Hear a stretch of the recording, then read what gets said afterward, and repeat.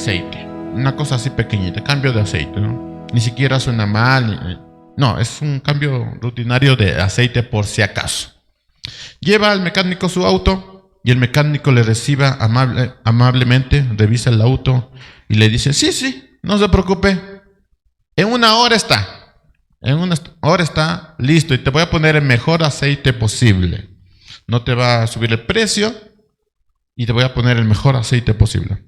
Pero cuando regresas, te sale una lista larga de reparaciones que nunca mencionó antes y que en realidad no necesitas.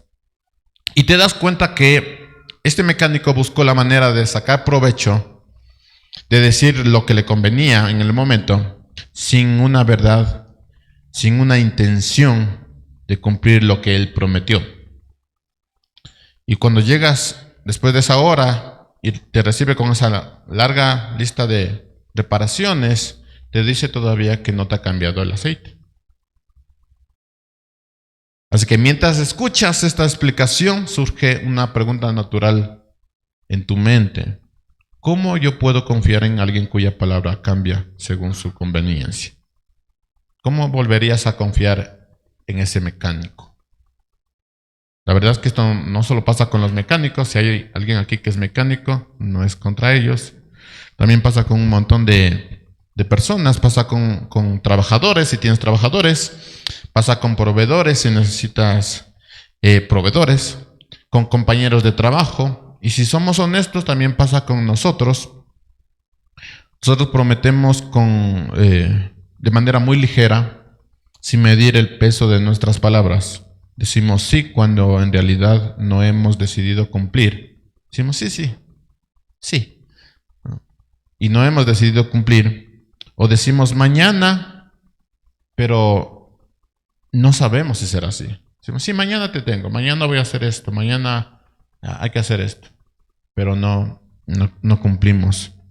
La pregunta es, ¿puede Dios confiar en la veracidad de tu palabra si constantemente la cambias en medida de la conveniencia? Algo importante antes de entrar al capítulo, a la sección, es cuán errados nosotros estamos en cuanto a cómo el cristianismo cambia tu vida. Porque nosotros creemos que el cristianismo tiene que ver solamente con salvación, y si es así. Pero la salvación habla de un tema mucho más profundo, que es la transformación del corazón. Y en medida que nosotros vivamos en este mundo, tenemos que hablar de una persona salva que se comporta como una persona salva.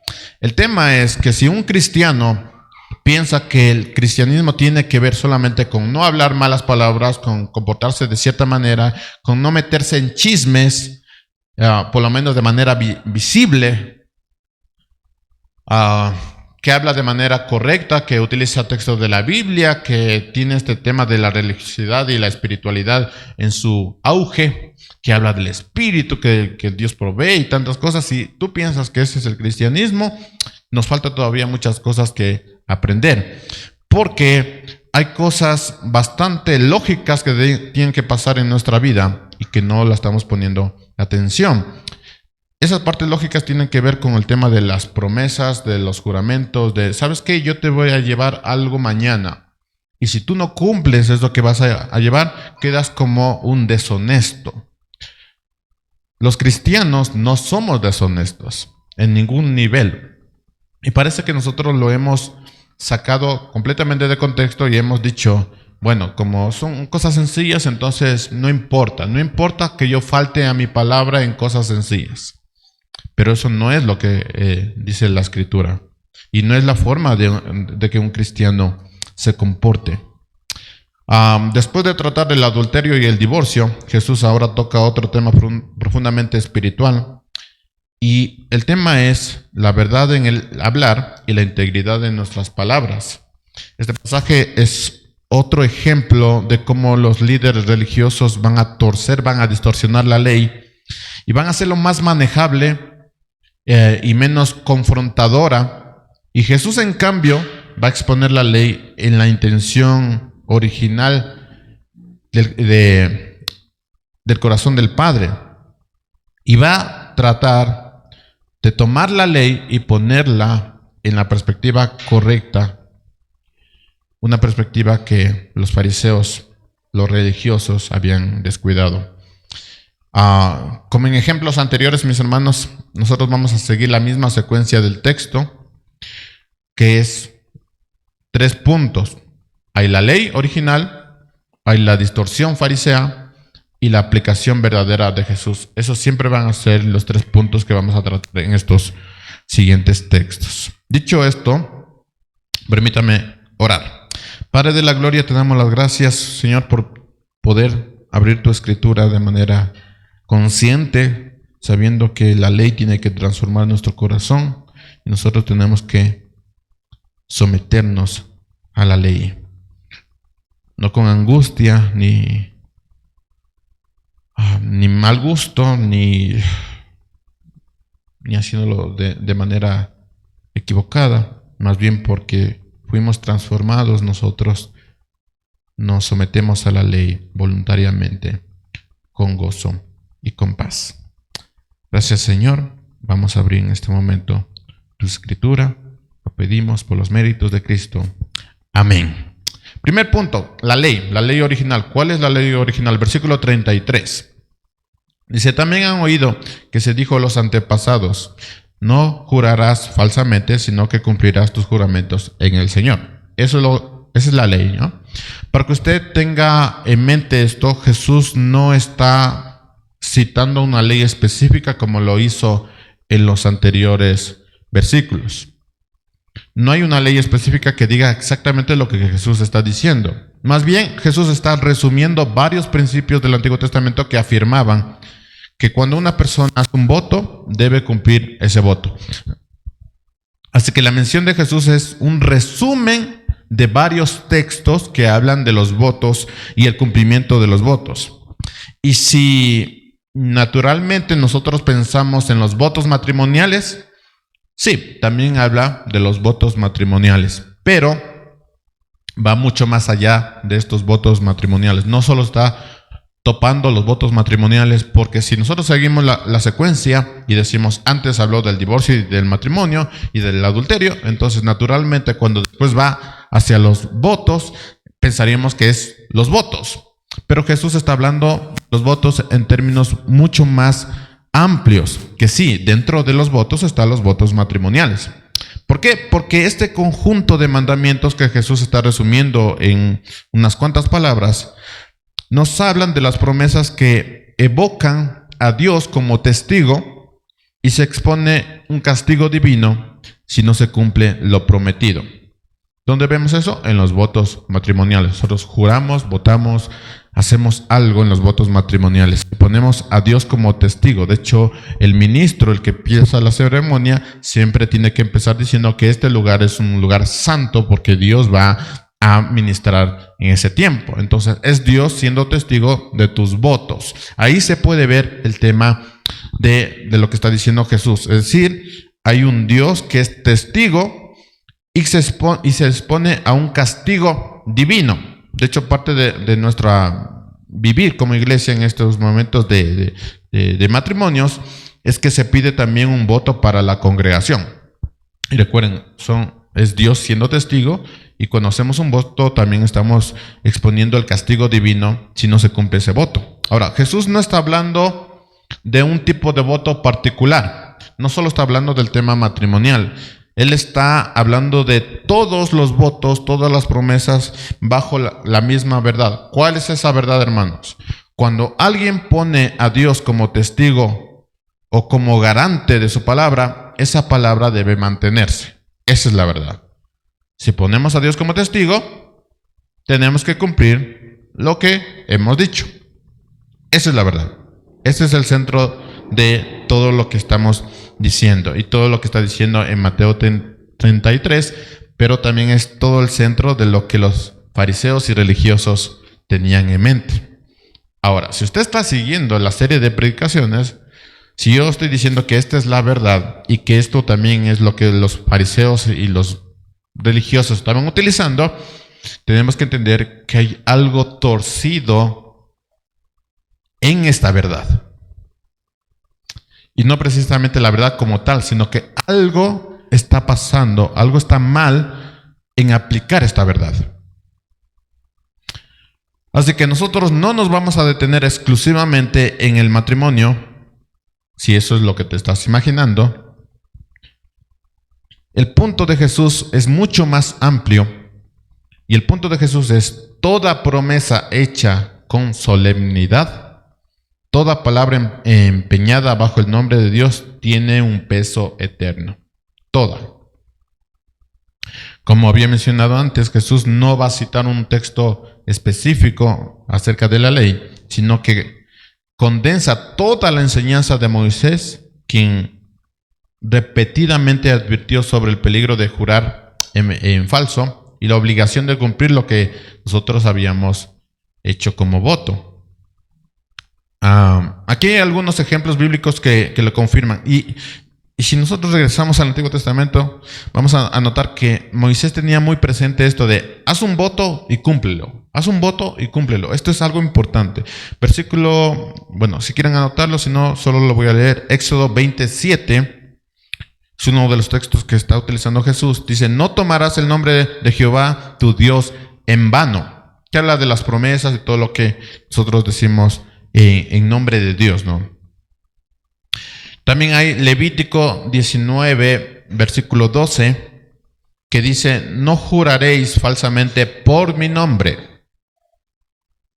Y Deuteronomio 23, 23 dice: cumplirás lo que prometiste con tu boca.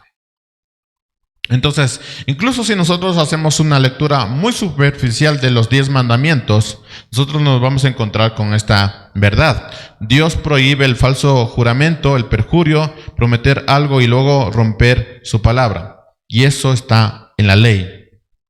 ¿Dónde? En el principio.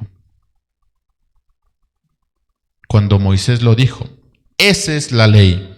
Cuando nosotros prometemos algo con solemnidad, toda palabra empeñada bajo ese principio tiene que ser cumplida.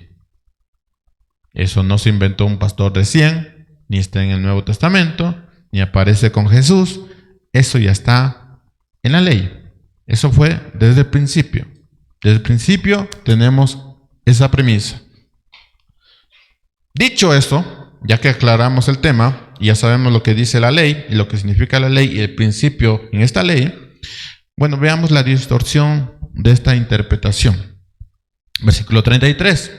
También han oído que se dijo a los antepasados: no jurarás falsamente, sino que cumplirás tus juramentos al Señor. Ahora bien, después de comprender que Jesús no apunta a un solo versículo específico, ni siquiera apunta directamente al matrimonio, es parte de eso, pero no apunta directamente a eso, sino que a toda promesa en la que Dios es tomado como testigo, y también toda promesa que se hace de manera solemne y seria. Debemos ver qué pasó con esta enseñanza cuando llegó a las manos de los fariseos. Porque aquí es donde la historia se vuelve complicada. Los fariseos, en lugar de conducir al pueblo a la obediencia sincera, se dedicaron a ingeniarse una especie de fórmula para suavizar la ley. Ellos tomaron aquellas advertencias claras de Moisés de no jures, y si juras tienes que cumplir. Entonces ellos tomaron esas advertencias de Moisés que prohibían jurar en falso y exigir cumplimiento de los votos hechos por el Señor, y comenzaron a trabajar en una especie de fórmula para restringir la pureza moral. Ellos desviaron la atención del voto mismo y la responsabilidad de cumplirlo, y la trasladaron a una forma usada para jurar. Sé que esto es un tema complicado, pero lo resumo de esta manera. Había una ley en cuanto a las promesas. Los fariseos dijeron: ¿sabes qué? Cojamos esta ley, las graves advertencias de Moisés, y vamos a transformarlo en una fórmula. ¿Para qué? Para saber exactamente qué cumplir y qué no cumplir. Su razonamiento era este, hermanos. Lo que la ley realmente prohíbe es tomar el nombre de Dios en vano. Y ustedes han de haber escuchado que los judíos no toman ni siquiera el nombre de Dios, no mencionan el nombre de Dios. Entonces el razonamiento de ellos era, si yo no tomo el nombre de Dios en vano, entonces sí estoy cumpliendo la ley. Si evitamos usar el nombre de Dios en cualquier voto, entonces yo sí voy a cumplir la ley. Ese es el razonamiento de los fariseos, ese es el razonamiento de los religiosos. Jesús más tarde llamaría a este razonamiento, a esta actitud, diciendo en Mateo 23, guías ciegos que guían a otros ciegos. Son ciegos que guían a otros ciegos. Eso lo va a llamar Jesús. Y eso es exactamente lo que eran, personas jugando con las palabras para evitar compromisos reales. Escuchen esto, anoten esto, porque los fariseos, los religiosos, eran personas jugando con las palabras para evitar compromisos reales. Eso eran los fariseos, eso eran los religiosos. Ahora, pensemos en esto. Cuando yo era joven, espero que solo me pase a mí, porque toda esta revisión de textos me ha regresado a mi juventud. Y recuerdo algunas cosas que se daban en las iglesias. Así que cuando yo era joven, escuché muchas veces este mismo principio fariseo. Lo voy a mencionar y espero que si usted lo escuchó, vamos a aprender juntos. Si no, esta fue la historia de ciertas iglesias. ¿Qué escuchaba yo cuando era joven? No uses el nombre de Dios en expresiones comunes. Es decir, mientras no uses el nombre de Dios, puedes decir lo que quieras, pero no uses el nombre de Dios en expresiones comunes. ¿Cuáles son esas expresiones? Por ejemplo, cuando te asustas y dices, ¡ay, Dios mío! Decía, no puedes utilizar el nombre de Dios porque está escrito. No puedes hacer eso. Puedes decir, no sé, chanfle. Pero no utilizas el nombre de Dios porque eso no. O cuando tienes miedo y dices, ¡ay, Diosito! O, ¡ay, Dios mío! O bendito sea el Señor en esas expresiones de los viejitos, ¿no? Pero hubo una temporada en que se decía, no utilices el nombre de Dios en expresiones comunes, porque el nombre de Dios es sacro.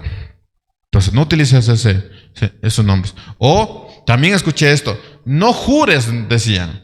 No, nosotros no podemos jurar. No hagas votos, no puedes jurar ni hacer votos. Puedes prometer, pero no jurar. Puedes prometer, pero no hacer votos, decían. Pero la verdad es que voto y promesa es lo mismo. Así que, ¿qué es un voto? ¿Qué es una promesa? Es prácticamente lo mismo. Así que ni ellos mismos entendían lo que significaba. Pero ellos trataban de hacer una especie de fórmula cambiando las palabras para hacer exactamente lo mismo. Y eso es lo que nosotros escuchamos. Entonces, el voto y la promesa son exactamente lo mismo. Si tú prometes y haces votos y juras, es exactamente lo mismo. Es el mismo principio. ¿Qué es esto? ¿Qué es esto de hacer votos, hacer promesas, de jurar? Hacer una declaración en la que empeñas tu palabra delante de Dios y delante de los hombres. Eso es hacer una promesa, jurar, hacer un voto. Tú pones tu palabra delante de Dios y delante de los hombres. ¿Y por qué digo delante de Dios? Porque el cristiano no puede vivir fuera de Dios. Así que todo lo que dices es delante de Dios y delante de los hombres.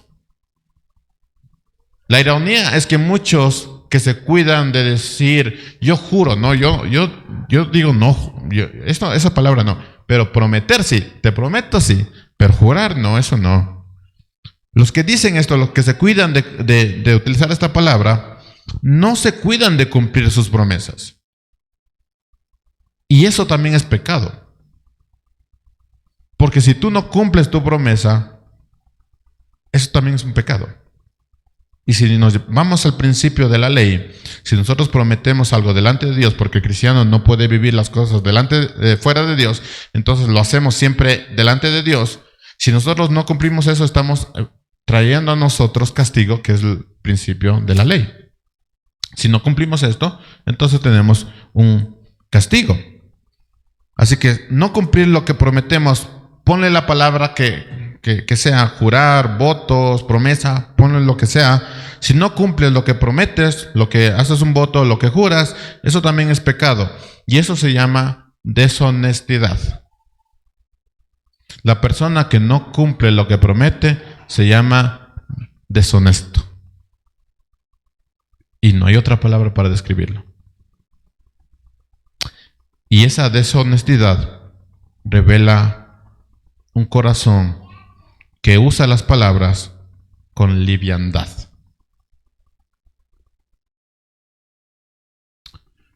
Además, nosotros solemos pensar que romper una gran promesa como lo es el matrimonio, porque decimos, no, el matrimonio es un voto. Entonces, como es un voto, si rompemos ese voto, estamos perdidos. Pero si rompemos una pequeña promesa que hacemos en el día, eso no es terrible. Mis hermanos, eso es lo que pensaban los fariseos y los religiosos. Habían hecho una especie de fórmula diciendo, no, como es voto matrimonial, romper ese voto matrimonial, eso es terrible. Pero una promesa en el día que yo dije voy a hacer esto, pero al final no lo hice, eso está bien, eso no tiene cargas espirituales. Pero eso habla de un corazón fariseo, de un corazón religioso. No sé si ustedes han visto hijos, gente que no tiene hijos, pero los padres solemos hacer esto con los hijos. Y escuchen bien esto, padres, porque si la Biblia habla de este término de las promesas y los votos en términos del corazón, escuchen esto, porque los padres suelen prometerles algo pequeño a sus hijos, un dulce, una salida, un momento, y luego no lo cumplen. ¿Cómo se llama una persona que no cumple sus promesas? Deshonesto. Se llama deshonesto. ¿Cambia porque yo prometo un dulce o una salida? No, sigo siendo deshonesto.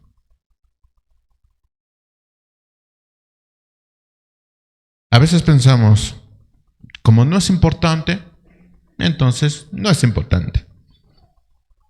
Pero para un niño lo que le prometiste es algo importante. Y sobre todo lo estás diciendo delante de Dios porque un cristiano no puede vivir fuera de Dios. Por ende, tú tienes un corazón deshonesto. Cuando tú dices, ¿sabes qué? El domingo voy a llegar temprano y no llegas temprano. ¿Cómo se le llama a una persona que no cumple su promesa? Deshonesto. Eres una persona deshonesta. ¿Cómo se le dice a una persona que dice, sí, esta vez sí voy a cambiar y no lo cumple?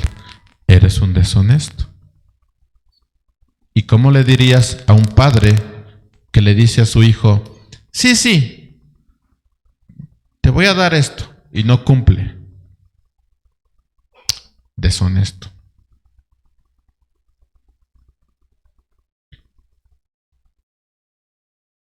Lo que nosotros tenemos en la ley tiene que transformar nuestro corazón. Porque la justicia del cristiano debe superar a lo de los fariseos. Entonces, cada palabra que sale de nuestra boca, primero va a ser juzgado y segundo, sí importa. Así que si tú estás acostumbrado, y es el ejemplo de los padres, de decir, sí, mañana salimos, sabiendo que no vas a salir, tú eres un deshonesto.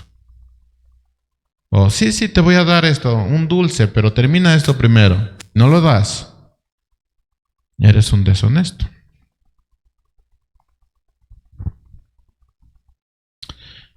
Y si tú tienes un trabajo y dices, sí, mañana lo voy a hacer, mañana voy a terminar, querido jefe, y no lo haces, eres un deshonesto.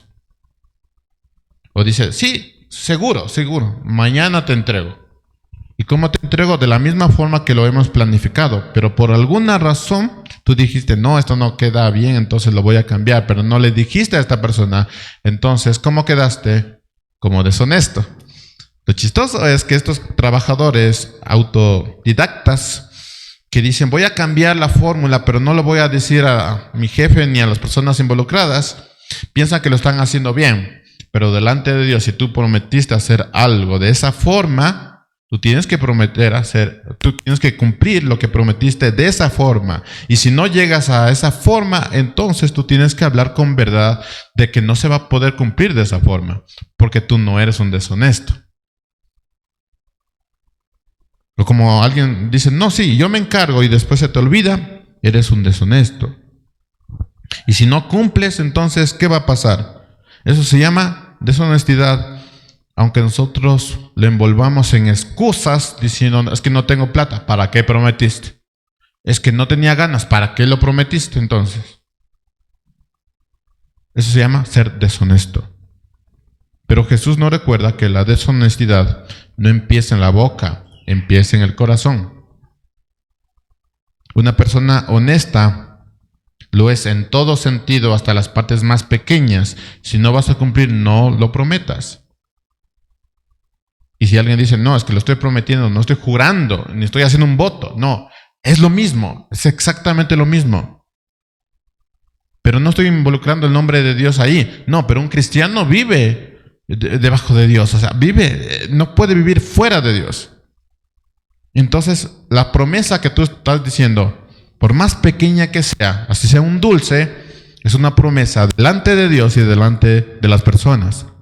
Y una persona honesta tiene que serlo en todo sentido. Una persona deshonesta también lo es en todo sentido.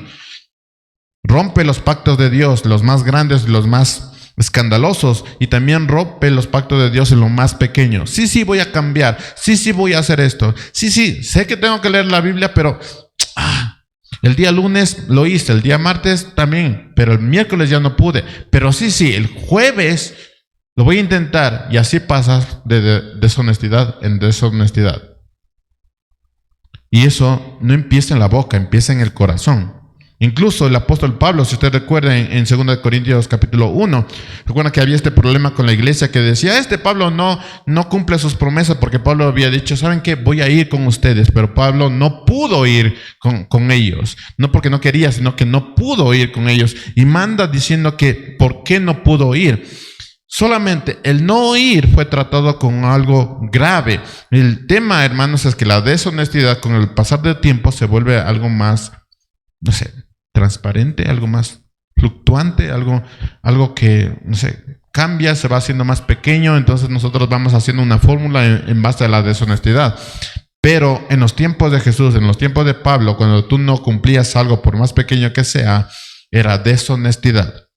Y con el paso del tiempo nosotros hemos cambiado esa idea y pensamos que el no cumplir algo porque es pequeño, y no utilizamos la fórmula que utilizaban los fariseos de decir, como no está el nombre de Dios, como no está la palabra juramento o voto, entonces yo puedo romper mi promesa. Eso se llama deshonestidad, y eso no cambia porque la ley nos lleva directamente al principio. La deshonestidad no empieza en la boca, empieza en el corazón. Y aquí es donde nosotros nos centramos en el problema, porque esta forma farisea de tratar los votos convertía la deshonestidad en un asunto relativo y casi negociable. Según ellos, según su razonamiento, si en la promesa no se incluía la palabra o cierta palabra sagrada, entonces uno no estaba realmente atado a cumplirlo.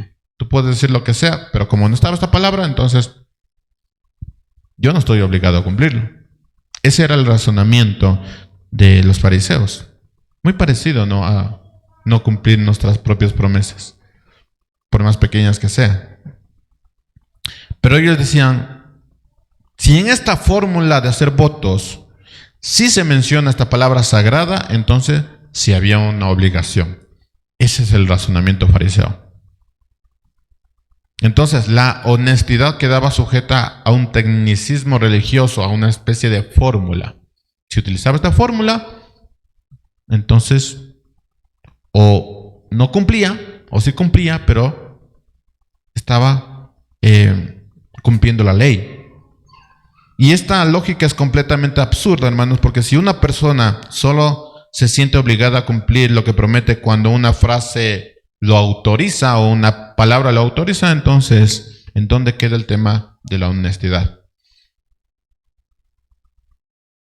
Pretender que romper una promesa informal no es deshonestidad, es desconocer la esencia misma de la integridad y es desconocer la esencia misma de la ley.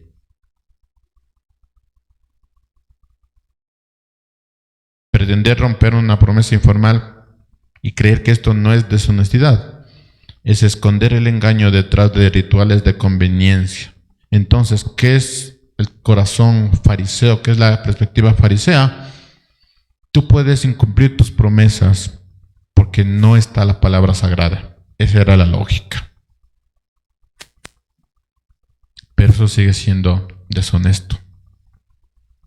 Así que Jesús, con palabras firmes, expone la lógica torcida y nos recuerda que en el reino de Dios la verdad no depende de fórmulas, sino del carácter de quien habla. Tercer punto, aquí viene la aplicación verdadera según Jesús. Nosotros ya llegamos al punto culminante y es la aplicación correcta, la forma en que Jesús endereza lo que los fariseos habían torcido. Versículo 33 dice: también he oído que se dijo a los antepasados: no jurarás falsamente, sino que cumplirás tus juramentos al Señor.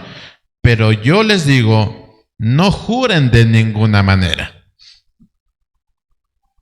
Con esta frase Jesús va a cortar de raíz todo lo que el enfoque fariseo tenía, basado en fórmulas, palabras claves, matices convenientes. Él deja claro que la distorsión sobre la forma correcta de jurar no tiene relevancia espiritual alguna. Lo que los fariseos habían dicho no tiene autoridad espiritual. La distinción entre votos que mencionan a Dios y votos que no mencionan a Dios es completamente artificial. Cualquier fórmula que tú utilices sigue siendo una promesa. Y según la ley tienes que cumplir esa promesa. Por lo tanto, si no vas a cumplir la promesa, no hagas la promesa. Y aquí está el punto central de todo. No importa cuánto quieras evitarlo, siempre que hablas, siempre que haces una promesa, estás haciendo referencia a Dios. Todo lo que tú prometes, lo más pequeño que sea, hace referencia a Dios. ¿Por qué? Porque todo lo que mencionamos, todo lo que usamos como garantía, todo lo que juramos le pertenece a Dios. Y ese es lo que Jesús está tratando de manifestar. Versículo 34. No jures por el cielo porque es el trono de Dios. O sea, ahí no hay la palabra Dios ni la palabra sacra. Es cielo. Por el cielo voy a hacer esto. No jures por el cielo porque eso le pertenece a Dios. No puedes quitar la creación de algo que le pertenece a Dios. El cielo es su trono. Es que no puedes quitar a Dios de todo el tema de la creación. Versículo 35. Ni por la tierra, ni por el estrado, porque es el estrado de sus pies. O sea, no puedes utilizar la tierra como si fuera una entidad independiente. No puedes utilizar la creación como que fuera algo independiente de Dios. Todo lo que mencionas habla de Dios. Y dice versículo 36, ni por tu cabeza. No lo hagas. O sea, ni siquiera por tu propia vida. Esto es base válida para tu juramento, porque ni el color de tu cabello tú puedes cambiarlo. Todo le pertenece a Dios. El color de tu cabello es algo que Dios ha hecho. Así que tú no puedes decir, no, yo te juro por mi vida que esto va a suceder. No puedes hacer esto porque todo le pertenece a Dios. Todo. Así que ningún juramento, ninguna palabra sacra, nada. Cuando tú haces una promesa, tienes que cumplir esa promesa, porque todo lo que prometes, en el nombre que prometas, siempre va a mencionar a Dios. porque nada sale de Dios, ni siquiera nuestra propia vida. Entonces Jesús deja claro que todo intento de evitar mencionar a Dios es completamente inútil porque todo habla de Dios. Y el cristiano más, porque sabemos que si nosotros hemos entregado nuestra vida a Dios, todo lo que somos, todo lo que hacemos, nuestra propia palabra le pertenece a Dios. Así que cuando nosotros prometemos, sabes que te voy a dar un dulce, pero cómete esto y no lo das, entonces estás prometiendo delante de Dios. Y si no cumples delante de Dios se llama deshonestidad, no se llama buena paternidad, por si acaso. El problema nunca estuvo en la fórmula, sino en el corazón, porque la fórmula en sí mismo no tiene ningún sentido. Así que los fariseos querían una lista de excepciones convenientes para evadir responsabilidades, pero Jesús expone que cada palabra que nosotros decimos está delante de Dios. Y eso incluye, versículo 37, sea vuestro hablar sí, sí o no, porque lo que es más de esto procede del mal. Voy a tratar de explicar esta última parte porque es una parte importante. Aquí Jesús nos entrega un corazón renovado, cambiado por la ley. Una vida íntegra vuelve innecesario los juramentos. Ese es el sentido. Cuando tú tienes una vida íntegra, tú no tienes que jurar. Lo que tú dices sí, es sí. Voy a llegar temprano. Ok, tú tienes una vida íntegra, yo te creo, porque tienes una vida íntegra. Tu sí es sí. Y cuando dices no puedo hacer esto, yo entiendo que tu no es por algo, por un motivo íntegro, entonces yo te creo. No tienes la necesidad de jurar. Una persona honesta no necesita reforzar sus palabras con nada y decir, por esto te prometo, esta vez sí voy a cambiar. Esta vez sí voy a leer la Biblia, esta vez sí voy a orar, esta vez. No, una persona honesta no necesita de esas palabras. De hecho, quien hace ese tipo de palabras o adorna esas palabras es una persona deshonesta. Quien vive en la verdad no tiene que convencer a nadie porque sabes que como vive, él cumple. Entonces no necesita juramentos. Su sí es sí, es decir, ya es un compromiso cuando te dice sí. Y cuando dice no, es que es una frontera, es como, no puedo hacerlo. Y tú sabes que como es una persona honesta, entonces sabes por qué ha dicho que no. Todo lo demás, dice Jesús, esta es la parte culminatoria de esto. Todo lo demás, dice Jesús, procede del mal. ¿Qué quiere decir esto? La manipulación del lenguaje procede del mal. Si tú has prometido algo y no lo vas a cumplir, entendiendo que no lo vas a cumplir porque dices sí, para salir del momento, ¿no? Que normalmente mis hermanos, los que no han tenido hijos, va a pasar esto, que vas a estar tan cansado que le dices sí, y como, ya, está bien. Pero termina, o sea, sabes que no vas a cumplir, pero es como para salir del momento. Eso se llama manipulación del lenguaje y eso procede del mal. No procede de un corazón renovado, eso procede del mal. La necesidad de adornar la palabra con fórmulas procede del mal, es decir, sí, te juro, te prometo que mañana vamos a hacer esto, te prometo que mañana vamos a hacer aquello, te prometo que si cumples esto vas a obtener esto. Toda esa promesa habla de que eres primero deshonesto, porque si fueras honesto no necesitarás adornarle las palabras. La persona que te escucha va a decir, sí, me está diciendo que mañana vamos a hacer esto.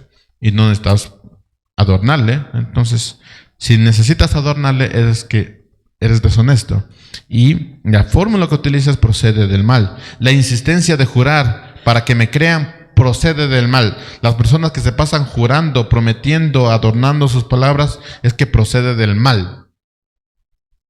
La pretensión de que la deshonestidad puede maquillarse con tecnicismos procede del mal. Es decir, no, como yo no juré, yo no un voto, eso de los votos es algo sagrado, yo no hago eso, solo hice una promesa y una mentirijilla en medio de la promesa. No lo voy a cumplir, pero como no es importante, un dulce, una salida, no es importante, Entonces, yo estoy conforme a la ley. Y esa es la misma actitud que tenían los fariseos y saduceos, y esa es la misma actitud de aquellos que no estaban dentro del reino de Dios. Así como en el divorcio, hermanos, se revela la dureza del corazón, el abuso de las palabras revela la falsa verdad en tu corazón. Un corazón duro va a romper pactos, por más pequeños que sean. Un corazón falso va a romper promesas. Y llámelo como quiera el tema de promesas, porque también sabemos utilizar compromisos. El Señor nos enseña que el discípulo del reino de Dios no juega con las palabras, porque entiende que su palabra revela su corazón. Entonces la pregunta es, ¿podemos jurar? Aquí hay una prohibición absoluta a jurar. Jesús no está prohibiendo todo tipo de juramento formal. Por ejemplo, si tú tienes que irte a un proceso legal, espero que no vayas. Pero si tú tienes que irte a un proceso legal, a una situación civil, y te piden jurar, Jesús no está diciendo no juras, ¿no? ¿Por qué?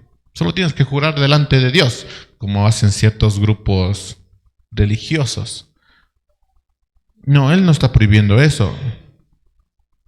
Ciertamente en ese momento, si se te pide jurar, pues tendrás que jurar. Además que los que están ahí no te conocen. Lo que está prohibiendo Jesús es el uso fariseo del juramento como una excusa para manipular la verdad. Eso está prohibiendo. Y este es el principio, hermanos. Un cristiano no necesita juramentos para que su palabra sea confiable. Si tú juras, si tú prometes es que eres un deshonesto. Una vida íntegra vale mucho más que 1000 fórmulas religiosas. De hecho, los juramentos existen porque los hombres mienten. Si no mintiéramos, no necesitáramos juramentos.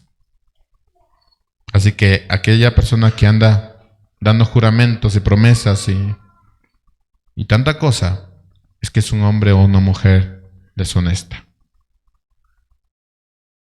En un mundo de verdad, no serían necesarios los juramentos. Miren, hermanos, las palabras que decimos y las promesas que hacemos revelan quiénes somos realmente. La transformación del creyente no solo es un tema moral, es un tema también verbal. Pero aquí está lo que les decía al principio. El problema de los religiosos, de los que no han sido transformados, es que piensan que su comportamiento externo es todo lo que tiene que pasar en el cristianismo. Y su idea es, no, yo ya tengo a Cristo, yo ya soy salvo. Y no hay una transformación en todos los niveles posibles. Aquí hay un impacto en un tema que para nosotros, si no lo topáramos, fuera completamente básico, sin importancia. Es como cambiar la forma en que yo hablo con mis hijos, cambiar la forma en que yo me comporto con los trabajadores, con mi jefe. Cambiar la forma de eso. No estoy utilizando malas palabras. No estoy siendo grosero. Al final de la conversación con todos le estoy diciendo que el Señor te bendiga. No estoy haciendo eso, no estoy siendo una persona mala, pero estoy utilizando adornos dentro de mis palabras que reflejan que yo soy una persona deshonesta. La transformación en el corazón aplica a todos los niveles posibles. Así que cuando una persona dice voy a hacer esto, tiene que hacer esto. Y si no pasa, aplicamos lo de Pablo. Esta es la explicación.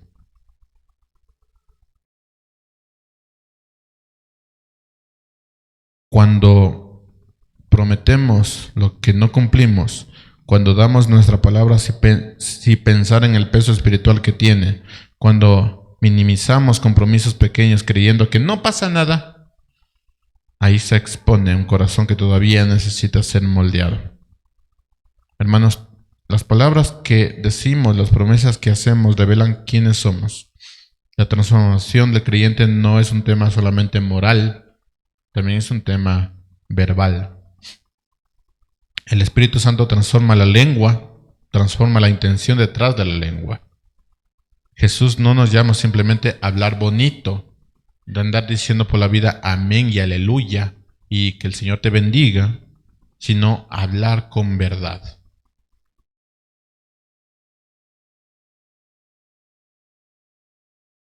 No a prometer menos.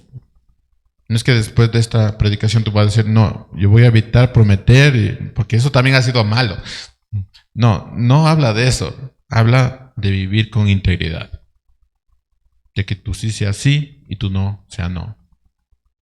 Porque en el reino de los cielos la integridad no está en las fórmulas, está en el corazón de quienes son gobernados por el Rey.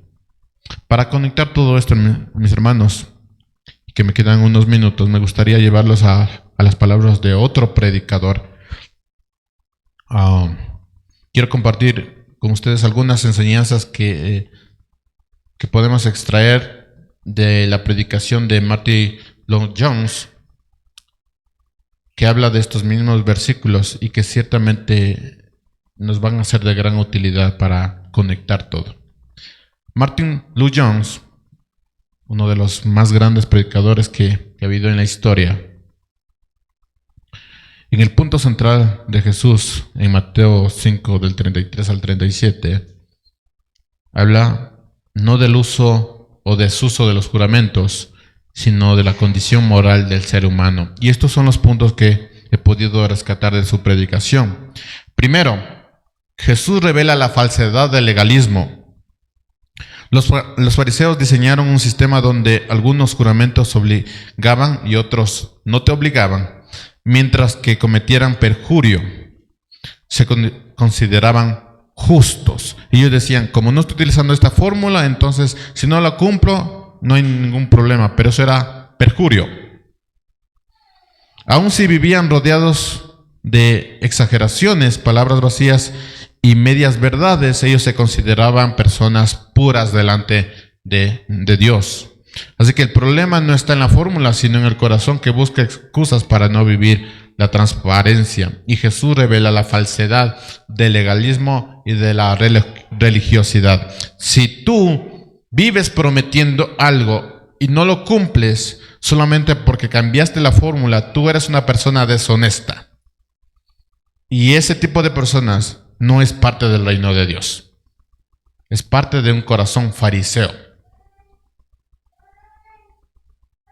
Segundo, Dios siempre quiso un pueblo cuya palabra refleje su carácter. El nombre de Dios es santo, ciertamente lo es, pero también lo es la presencia constante de Dios. Cada palabra, desde las conversaciones más simples hasta los compromisos más serios, se pronuncian delante de Dios, que oye y pesa los corazones. Así que, hermanos, la verdad no se negocia, se encarna. Tercera cosa que podemos sacar de la predicación de este predicador: Cristo nos llama a una integridad radical. Cuando Jesús dice, sea vuestro sí, sí y un no, no, no está prohibiendo jurar formalmente, sino mostrando que el verdadero discípulo debe ser tan íntegro que no necesita adornar sus palabras. Su carácter hace innecesario cualquier mecanismo, fórmula o palabra para validar su veracidad. Tú adornas tus palabras porque eres deshonesto. Pero si vivieras una vida íntegra, no necesitarás fórmulas. El reino de Cristo, la vida confirma. En el reino de Cristo, la vida confirma que lo que nosotros pronunciamos es palabra de Dios, en todo sentido. Cuarta aplicación, es una aplicación a la vida diaria.